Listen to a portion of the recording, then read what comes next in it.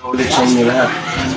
Ngayon, ang i-video natin, itong timer naman. Timer. Itong timer na to, ano siya? 220 volts na 16 ampere. Ang ano niya, time niya, 24 hours siya. Ngayon ito, nakasit siya sa alas 6 ng hapon.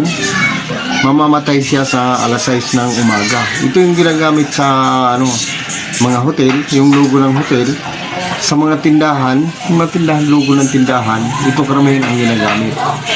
Para hindi na magpatay sindi. Automatic siya. Pagdating ng alas 6 ng hapon, sisindi na siya.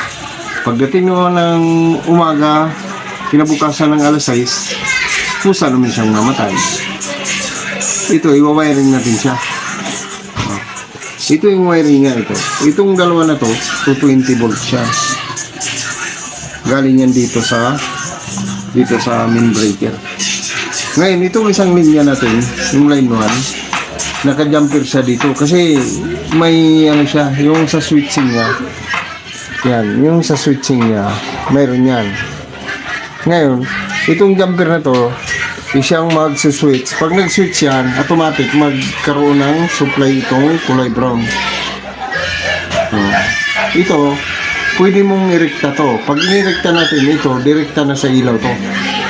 Tapos yung isang linya naman sa ilaw, direkta na dito sa may line to natin. Pero dinaan ko siya dito sa contactor para hindi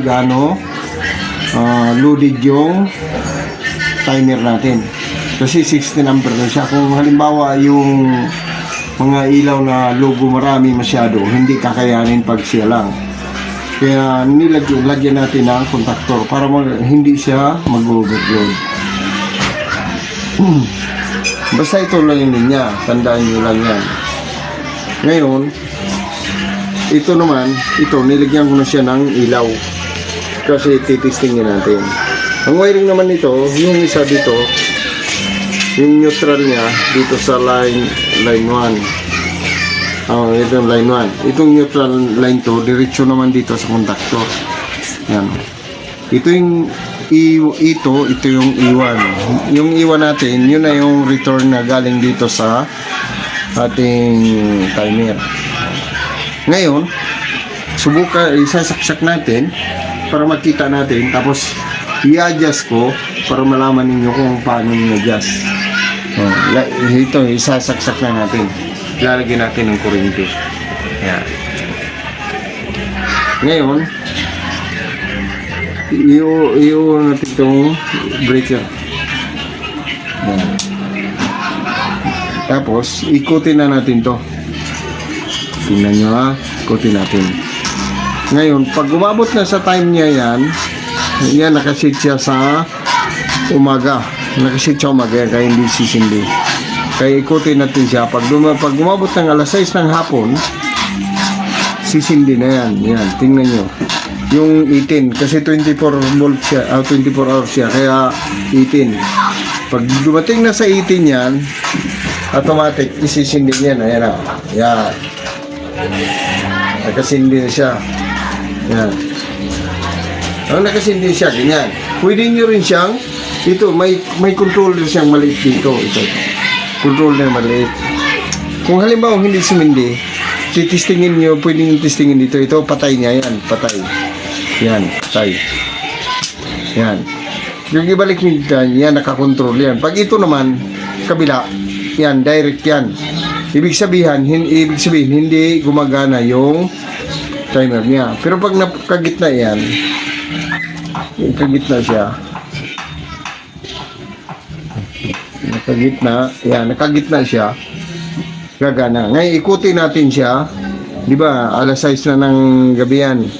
Ikutin natin. Naka-18, alas 6 ng gabi yan. Ikutin natin. Hanggang bukas ng alas 6 ng umaga. Yan. Ikutin natin. Ikot. Yan. Yung orasan niya, yung pinaka-oras ko niya. Pag umabot na yung time niya, automatic. Ganyan. Malapit na dumating yung alas 6 ng umaga. Yan. Yun, mamamatay na siya. So, napaka-importante yung timer. Lalo sa mga taong, siyempre, yung iba, tinataba na magpatay sindi ng ilaw. Pagdating ng hapon, siyempre, hindi na nila maasikaso pang patay sindi. Kaya, napaka-importante nito. Yung ano naman ito, pag-adjust naman ito, simple lang, ito lang, ito. Halimbawa ganyan, itutulak lang palabas. Yan. Itulak ang palabas. Ito naman, ito, yung gumagana yan. Pag itong napaloob, hindi gumagana yan. Kaya simple lang. Hanggang dito na lang. Salamat sa panonood niyo.